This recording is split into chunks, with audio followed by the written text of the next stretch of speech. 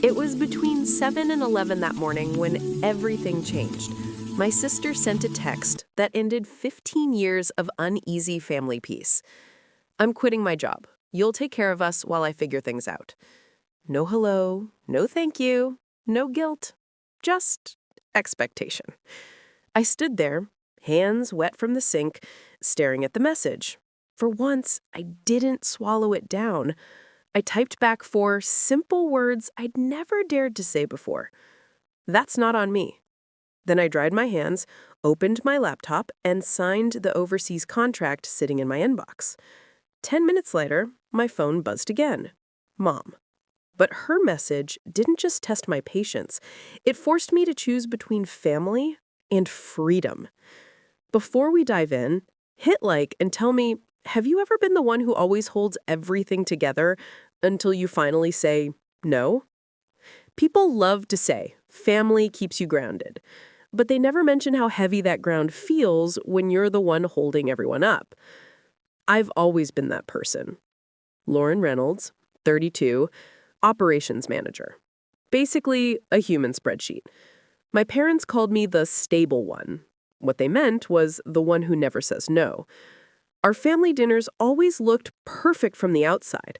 A roast in the oven, candles flickering, football murmuring from the living room. But those meals were built on quiet math. Every time Mom passed the bread, she'd say, "You know, your sister just needs a little support while she finds her path." Translation: Leela's latest failed dream came with another bill. Dad would grunt from behind his beer. "Lauren, you got the check, right?" And Leela, perfect hair, soft voice, the family favorite, would smile like she'd earned another donation. I'd write the check, pretending it didn't sting. The truth is, it always did. I paid their insurance, helped with the rent, even covered vet bills for a dog I'd never met. My phone was full of reminders labeled family payments, a list that once made me proud. It meant I was dependable, useful, the glue that held us together. But lately, that glue felt more like chains.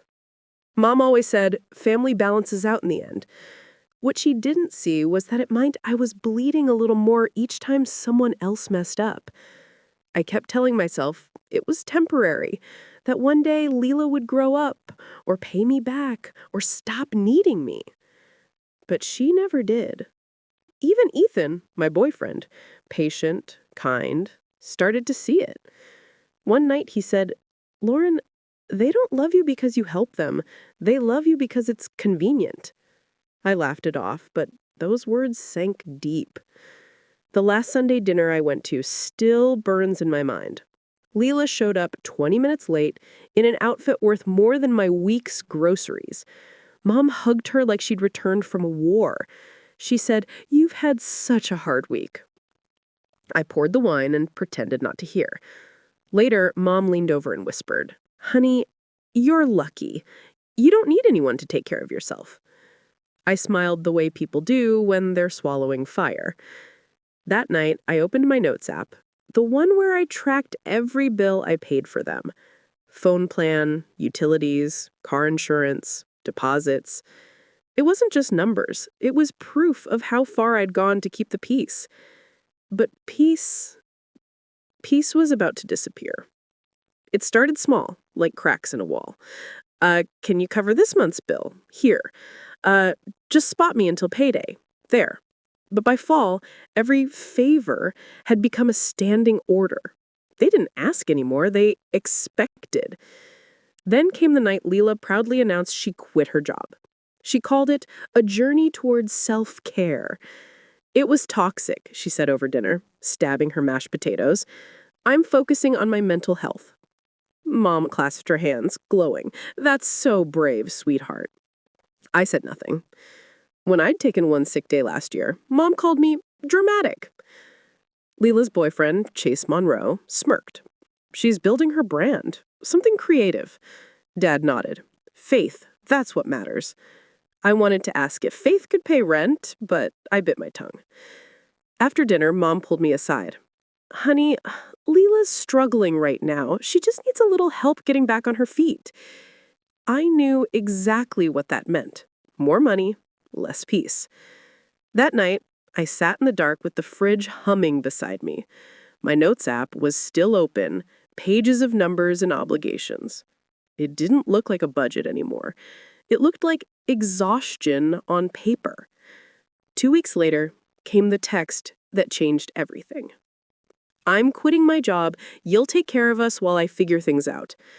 I stared at it with my toothbrush in my hand. Every instinct screamed to fix it, to send money, to apologize for saying no. But this time, something in me cracked open instead of closing shut. I heard Ethan's voice in my head. "You've been paying for permission to be loved." So I typed it. "That's not on me." My hands shook when I hit send. It felt like detonating the bridge I'd spent my whole life building. Silence. I turned to my laptop, the Amsterdam contract still waiting. For months, I'd made excuses. Mom will panic. Leela will crumble. Dad will guilt trip me. But not this time. I clicked sign. A small notification popped up. Document completed. No fireworks, no noise, just release. 10 minutes later, my phone lit up again. Mom. But her message didn't just test my patience. It forced me to choose between family and freedom. Before coming to this, I had no idea. Before coming to this, I had no idea what to expect. And after all the stuff that happened beforehand, I was so convinced that this couldn't be the worst. It couldn't. But then a message came in, and I was done. "If you won't help your sister, don't come to Thanksgiving." I stared at the words. Before, they would have broken me. Not because of the dinner, but because being excluded always meant I'd done something wrong. But this time, I smiled. "That's supposed to scare me?" I whispered. "Feels more like freedom." I looked at the screen.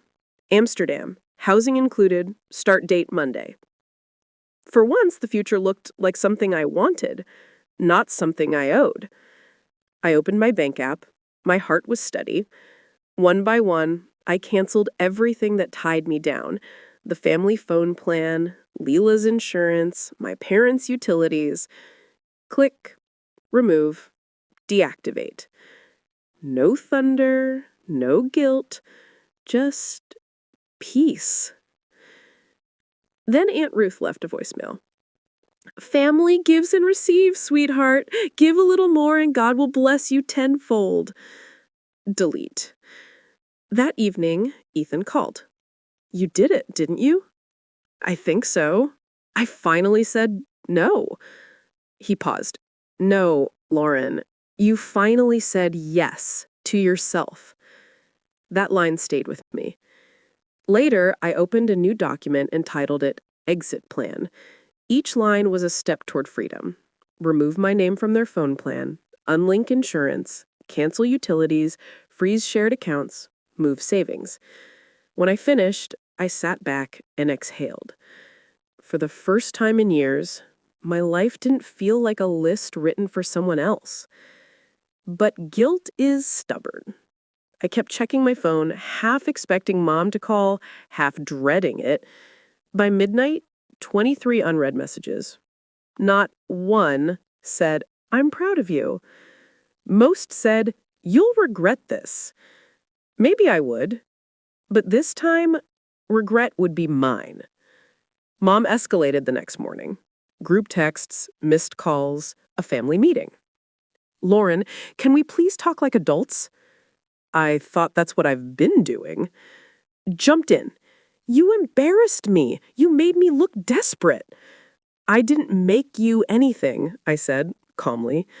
"You asked, and I declined." Her voice shook. "You never believe in me." "That used to work, Leela," I said quietly. "But belief isn't a bank loan." Chase scoffed. "So uptight. No wonder you're single half the year." "Do you even hear yourself?" I asked. He smirked. "Just a joke." "Enough," Mom snapped. Your sister's business could change her life. She just needs someone responsible on paper. Dad leaned in. It's not even risky. Just a small loan, $150,000. You'll co-sign. I repeated, slow. You want me to guarantee $150,000 for someone who quit her job last week? Mom's tone hardened. Don't be dramatic. We raised you better than this. And that was it. You didn't raise me to say yes. You raised me to survive saying no. The silence that followed was thick. Dad's jaw clenched. Watch your tone. I am, I said evenly. Mom's eyes narrowed. So you're walking away from your family? I'm walking away from being your financial plan. Leela cried harder. You're punishing me for being different. I'm setting boundaries, I said. There's a difference. Mom slammed the table. You'll regret this. Maybe, I said, but I'll regret it on my own dime. And I hung up. The group chat exploded again. Threats, guilt trips, emojis from Aunt Ruth. One message from Leela. You destroyed this family. I didn't answer. I just turned off notifications and went back to my exit plan. Removed, unlinked, canceled, closed. By midnight, 43 missed calls. None from Ethan. He already knew. When he finally called, he said quietly, You sound lighter. I think I'm just done, I said. Then finish it, he replied. Not for revenge, for peace. That morning, I sent one last message to Mom. I'm leaving for Amsterdam on Monday. Please don't contact me unless it's an emergency. Then, I hit send. The backlash came fast. Facebook posts about ungrateful children, chain messages from Aunt Ruth about forgiveness, and Leela's cryptic story, sometimes the ones you love hold you back. They wanted me to feel ashamed. Instead, I felt still. When Monday came, I zipped up my suitcase. Every key in my hand belonged to me. At the airport, as the plane lifted off, I thought about every Thanksgiving table, every guilt trip, every quiet yes that had built their comfort, and one small no that finally broke me free. Amsterdam was colder than I expected. Gray skies, damp air, and silence that felt like healing. My company apartment was small. White walls, one bedroom, a view of the canal. Everything inside was mine.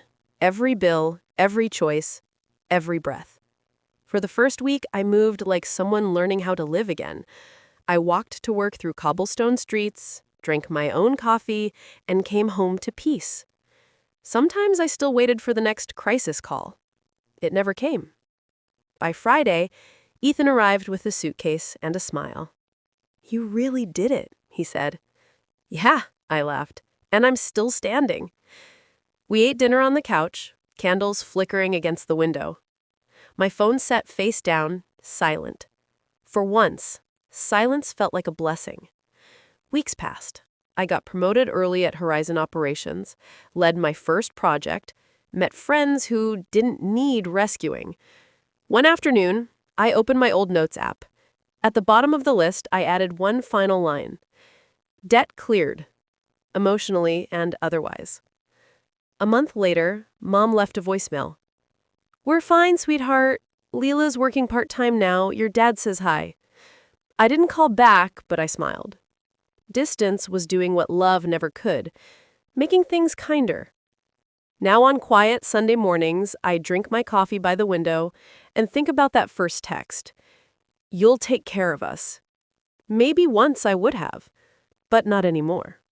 I used to think being needed meant being loved. Now I know. Real love doesn't drain you, it steadies you. I looked out at the Amsterdam skyline and smiled. Peace didn't arrive with fireworks. It came softly, with silence. If you've ever chosen peace over guilt, tell me your story below. You're not alone.